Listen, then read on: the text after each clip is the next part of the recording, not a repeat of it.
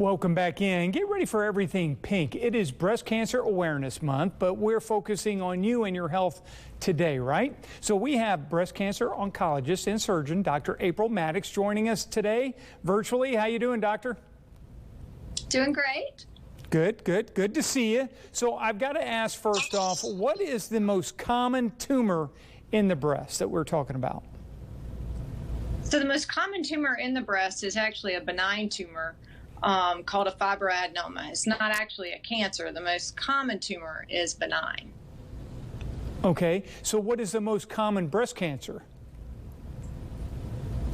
So the most common breast cancer is actually an invasive ductal carcinoma, is most commonly found, and overall that accounts for about 80% of breast cancers.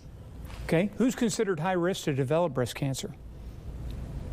So when we look at people, especially those that have a family history, like a first-degree relative, like a mother or a sister, those automatically are considered high risk. Those that have strong family histories, as well as people that carry genetic mutations, or even people that may have been exposed to radiation in their childhood, like if they had had a lymphoma in their childhood and got chest wall radiation, they would be considered high risk.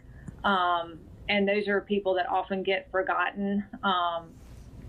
And then, you know, when we look at overall, even people that have had some abnormal cells in their breast, often called atypical ductal hyperplasia, that automatically increases their risk of developing breast cancer in the future.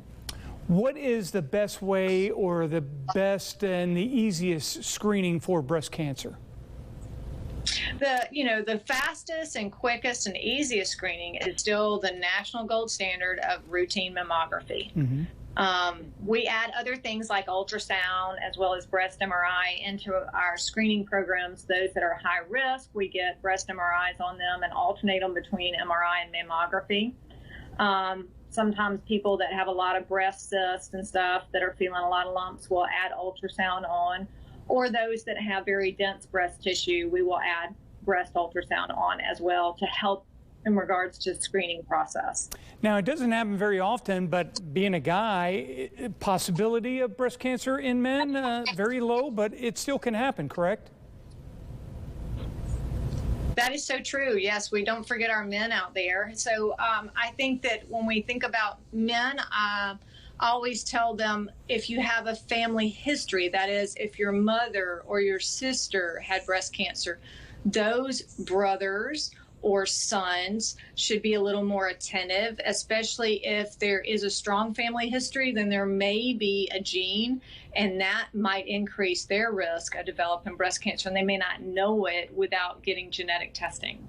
Dr. April Maddox, thank you so much. And again, she's reiterating that you continue to stay on top of the screening process each and every year. Dr. Maddox, thanks for joining us. Okay, thank you. All right, there's a new push to get